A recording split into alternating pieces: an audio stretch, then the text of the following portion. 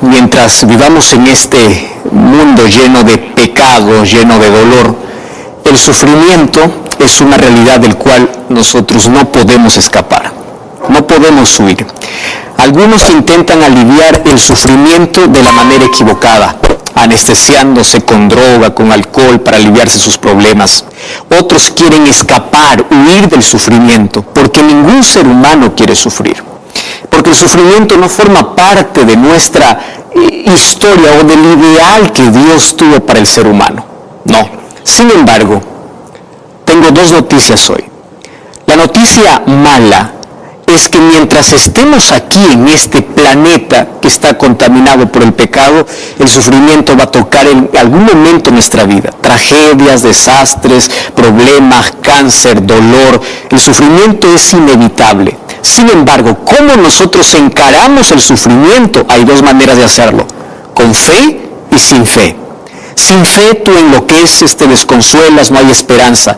Con fe el sufrimiento también llega a la vida, pero en lugar de enloquecer, uno empieza a correr a un refugio que es Dios. Entonces, la buena noticia de todo esto es que el sufrimiento está llegando a su final. Y mientras veamos más catástrofes seguidas, más tragedias seguidas, más dolor, mientras veamos también más inmoralidad, más violencia y al mismo tiempo más indiferencia de parte de la humanidad, eso es una señal de que mientras más se agrava el sufrimiento es porque está llegando ya más a su final. Y ese final Cristo lo pondrá cuando Él venga para colocar punto final, no solamente al sufrimiento, porque el sufrimiento es el resultado de. Cristo vendrá para poder poner punto final al pecado, porque eso es el causante del sufrimiento, del dolor, y detrás del pecado hay un autor que es Satanás. La destrucción de Satanás, del pecado, acabará con la muerte, sufrimiento, tragedias, catástrofes y todo lo que hoy existe. Sin embargo, hoy queremos colocar tres respuestas cada vez que nosotros enfrentamos el sufrimiento. Para comenzar, no existe una respuesta convincente cuando nosotros queremos responder por qué sufrimos. El sufrimiento es algo extraño, no estuvo en el plan de Dios. Y a veces Dios puede evitar el sufrimiento, a veces Dios permite el sufrimiento. Eso lo dejamos en la soberanía divina. Algún día entenderemos el por qué sufrimos las cosas que aquí no nos explicamos. Hay tantos misterios que nosotros nunca vamos a saber resolver aquí en este mundo. Solamente Dios nos explicará cuando lleguemos al cielo. Sin embargo, yo puedo dar hoy tres explicaciones fundamentadas en la palabra de Dios cada vez que venga a nuestra mente las tres preguntas más esenciales cada vez que nos enfrentamos al dolor. La primera es ¿por qué?, la segunda es ¿para qué?, y la tercera es ¿hasta cuándo? Creo que la más importante de todas es ¿hasta cuándo? Mientras tanto tenemos que saber ¿por qué y para qué? Muy bien, entonces estás cómodo allí, estás allí con toda la familia, toma tu Biblia, vamos a reflexionar hoy sobre este asunto que es tan importante. ¿Por qué es interesante saber el por qué nosotros sufrimos? Porque ese por qué ha llevado a muchos a la incredulidad, a dudar de la existencia de Dios. La mayoría de personas ya no quiere creer más en Dios porque ellos raciocinan así. Si es que Dios es amor, ¿por qué permite que sus hijos sufran? ¿Acaso no tiene poder para impedir el sufrimiento? Y sabes que a veces uno no tiene respuestas para ciertas situaciones de la vida. Mas hoy vamos a resolver nuestra primera cuestión, o la primera pregunta. ¿Por qué? Y sabes que el 90% de nuestro dolor y sufrimiento que cargamos en la vida, ya sea un sufrimiento emocional o un sufrimiento o un dolor físico, tiene que ver con lo que nosotros sembramos. En la vida nosotros cosechamos todo aquello que sembramos. Es decir, en la vida nosotros tenemos recompensa o consecuencia de acuerdo a nuestras actitudes, a nuestras acciones, a nuestros deberes. El 90% de nuestro sufrimiento son consecuencias de nuestras malas decisiones. Mientras uno esté más lejos de Dios, va a actuar de acuerdo a su propia naturaleza. Y si actúa de acuerdo a su propia naturaleza, nuestra naturaleza, que es de pecado, nos va a llevar a cosechar las consecuencias amargas del pecado, que trae dolor, que trae sufrimiento. Entonces, mientras más cerca estés de Dios o mientras más temprano vayas a Dios, tú vas a evitar parte de ese 90% de sufrimiento. La mayoría de nuestras enfermedades, de nuestro dolor, de nuestras decepciones, de nuestras frustraciones, son por causa de nuestras malas elecciones, que son el resultado de poder vivir muchas veces lejos de Dios. Mientras más cerca estemos de Dios, tendremos más claridad para tomar mejores decisiones y así evitaremos parte. No estoy diciendo que evitarás todo el sufrimiento, parte de ese 90%. Pero ¿qué decir de ese 10% del cual nosotros no tenemos nada que ver? Existe un 10% que es inexplicable, una tragedia inesperada, un cáncer que es por problema genético, tú no tienes nada que ver en eso. ¿Qué decir de un desastre natural que de un momento a otro te quita todo? Se lleva lo que más quieres en la vida, lo que lograste en la vida, y rompe el corazón, rompe los sueños, rompe la vida. Las tragedias son así, de un momento a otro terminan con el ser humano prácticamente. ¿Qué decir de ese 10%? Bueno, aquí va la segunda razón entonces, el segundo por qué. Para poder entender el porqué del sufrimiento, tenemos que ir un poco al trasfondo de dónde vive el sufrimiento. Dios, cuando creó el universo y creó seres celestiales, creó a todos ellos libres. Solo que cuando Dios crea seres libres, Él corre el riesgo de que el ser creado pueda tomar una mala elección. Y eso sucedió en el cielo. Cuando Dios crea a los ángeles, también los creó con libertad para elegir. Y el riesgo era que uno de ellos se rebele, porque Dios no quiere una obediencia, un servicio por miedo, o Dios no programó a todos los seres que Él creó para que funcionen como robots. Dios creó seres libres. Entonces, en el cielo, un ángel llamado Lucifer, ángel de luz, usó su libertad para rebelarse en contra de Dios. Y ante esa rebeldía, la armonía del universo terminó. Ante eso, Dios tenía tres opciones. ¿Cuál es la primera opción? La primera opción sería destruir a Satanás. El libro de Apocalipsis capítulo 12, versículos 7 al 9, dice que hubo una guerra en el cielo y Satanás fue desalojado del cielo. Pero la primera opción era destruir a Satanás. Muchos creen que si Dios hubiese destruido a Satanás, ya todo estuviese tranquilo. Espera un momento. Eso yo también lo pensé más de una vez. Pero fíjate una cosa. Dios estaba ante la vista de todo el universo. Y si Dios hubiese destruido a Satanás inmediatamente cuando él se rebeló, ¿sabes qué cosa hubiese ocurrido? Hubiese quedado una mancha de duda en la mente de todos los otros seres. ¿Cuál sería la duda? ¿Por qué lo mató? ¿Y si realmente Lucifer tenía razón? ¿Realmente él tenía razón? Y Dios, para poder callar la razón que tenía Lucifer, no desapareció. Y la obediencia ya no sería por amor, sino sería por miedo. Entonces no era tan fácil pensar Dios hubiese destruido allí a Lucifer en el primer momento. La segunda opción que Dios tenía era ignorar la rebelión. Pero si Dios hubiese permitido ignorar la rebelión, entonces el mal hubiese avanzado por todo el universo y todo fuera un caos sin salida y sin solución. Sin embargo, había una tercera salida, una tercera opción, y es la que Dios eligió. ¿Cuál es la tercera opción? Dejar que con el tiempo el universo pueda mirar quién tenía la razón. Y aquí no es que para que Dios pueda sobresalir su nombre, no sea manchado su carácter. No es por eso, querido. Préstame atención aquí lo que te voy a decir. Con el tiempo se diría si Satanás o la entrada del pecado realmente traería algo bueno para el universo o un desastre para el universo. Ahora, permitir que el pecado revele su propio carácter significaría permitir que Satanás pueda hacer todo lo que hoy vemos: tragedias, desastres, problemas, todo tipo de dolor que hoy trae el ser humano. Es consecuencia de la entrada del pecado, pero también es la revelación del verdadero carácter de la rebelión. Y Dios tuvo un plan. Y el plan era que si cuando Él crea al hombre, el hombre también decide desobedecer a Dios, Él salvaría al ser humano colocándose en su lugar. Entonces, el primero en sufrir de manera injusta no es el ser humano. El primero en sufrir de manera injusta fue Dios. Porque Dios tomó el lugar del ser humano. Él sufrió la injusticia que el ser humano debía sufrir.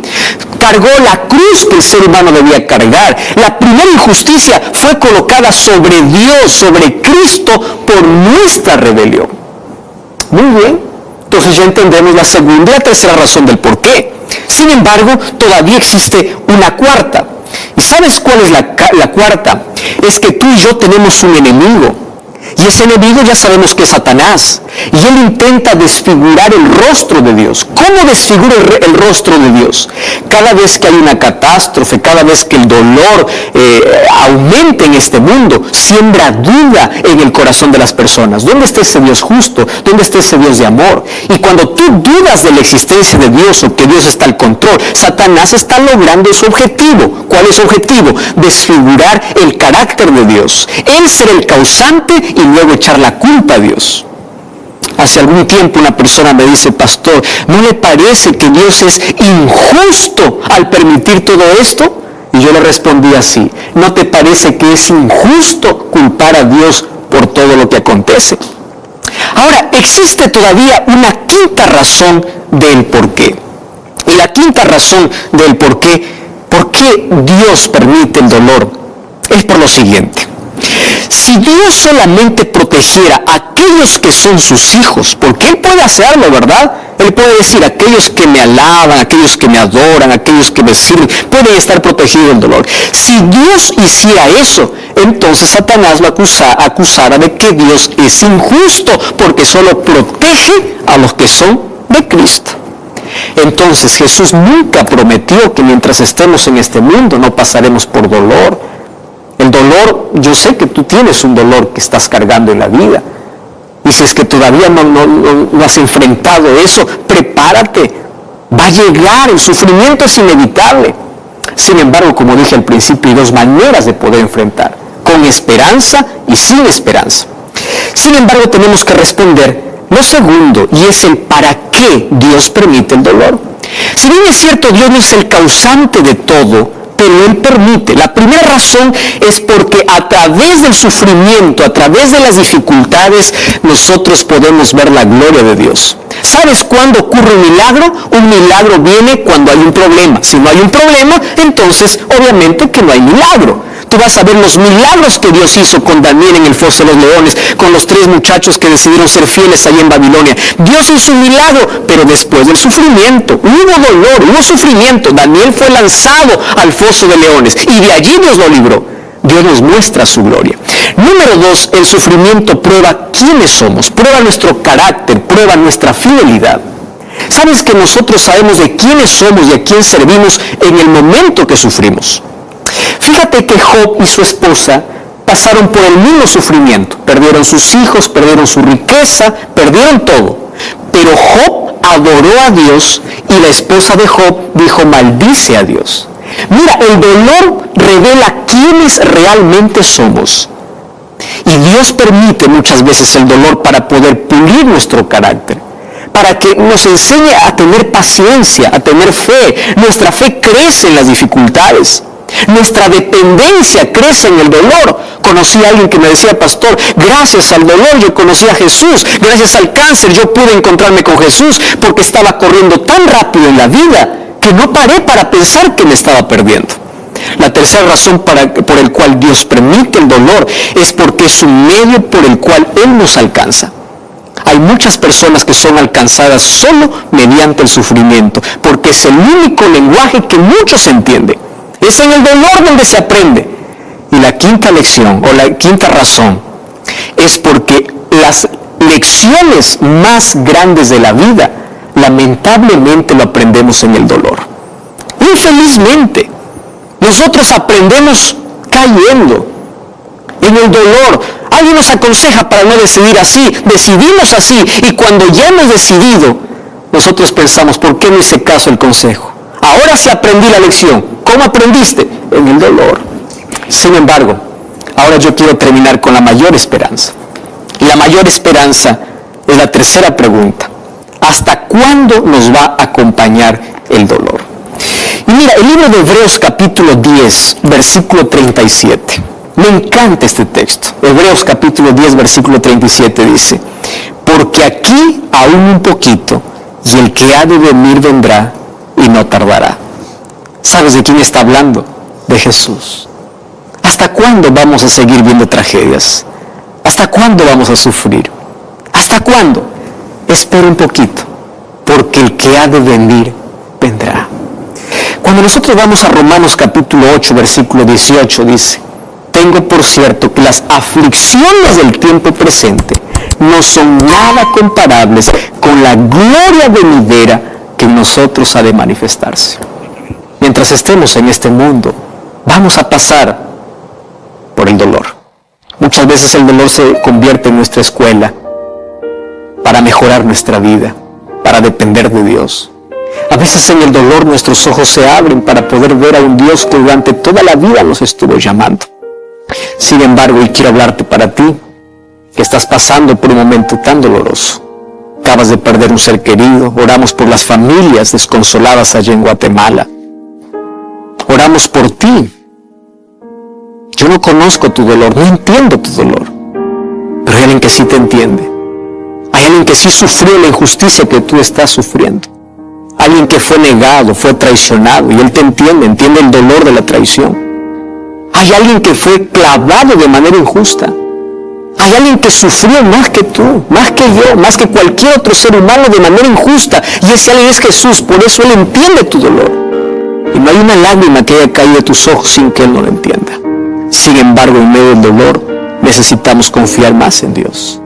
Él es nuestro consuelo, Él es nuestra esperanza. Sabes que la esperanza es como una anestesia en medio del dolor. La Biblia dice: nosotros podemos estar derribados, pero no destruidos.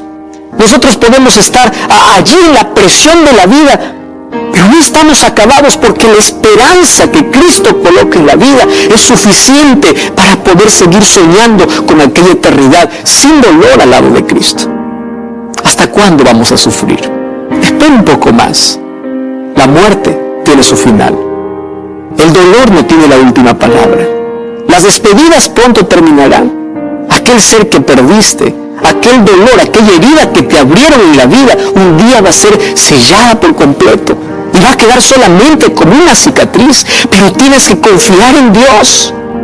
Qué difícil es confiar en Dios cuando todo está oscuro. Qué difícil es confiar en Dios cuando uno se siente en un túnel sin salida. Qué difícil es confiar en Dios cuando la tragedia llega a la vida. Pero aquí te dice: espera un poquito, el que ha de venir vendrá para colocar punto final a todo eso. Mientras tanto, confía aunque no entiendas, confía aunque no tengas respuestas, confía aunque no tengas explicaciones. Un día en el cielo te sentarás como un niño sobre las rodillas de Dios y Él te explicará el por qué y el para qué permitió eso en tu vida. Mientras tanto, aférrate a Dios. Él es tu consuelo, Él es tu esperanza. Yo no sé cuál es el dolor que hoy está oprimiendo tu vida. Solo sé que hay un Dios que está dispuesto a abrazarte con sus promesas, con su palabra. Está dispuesto a colocar consuelo y esperanza en ti. Pero confía, no dudes de su amor. Él también sufre con tu sufrimiento y Él anhela pronto volver para llevarte a una eternidad donde no existirá más tragedias ni dolor. ¿Quieres aceptar a ese Salvador? ¿Quieres consuelo y esperanza? ¿Podemos orar juntos? Querido Dios, hay miles de personas que están pasando por sufrimiento. Hay miles de personas que han perdido un ser querido. Las tragedias, las enfermedades, la violencia roban nuestros sueños, roban lo que más queremos en la vida. Mas allí te buscamos y tú eres nuestro Dios, tú estás a nuestro lado. Y aunque hay cosas que no entendemos, seguimos creyendo en ti. Queremos ser abrazados con tus promesas. Queremos tener aquel consuelo que solamente tú das y aquella esperanza nos puede ayudar a continuar en la vida hasta el día que tú vengas para colocar un punto final. Entregamos nuestra vida, entregamos nuestro dolor. Queremos ser consolados. Queremos que la esperanza brille en nuestro corazón. Y esa esperanza eres tú. Nos entregamos a ti, en el nombre de Jesús. Amén. Gracias por acompañarme en este programa. Recuerda que la verdad te da libertad, te prepara para la eternidad. Como siempre, te invito a buscar una iglesia adventista el séptimo día. Dios te bendiga.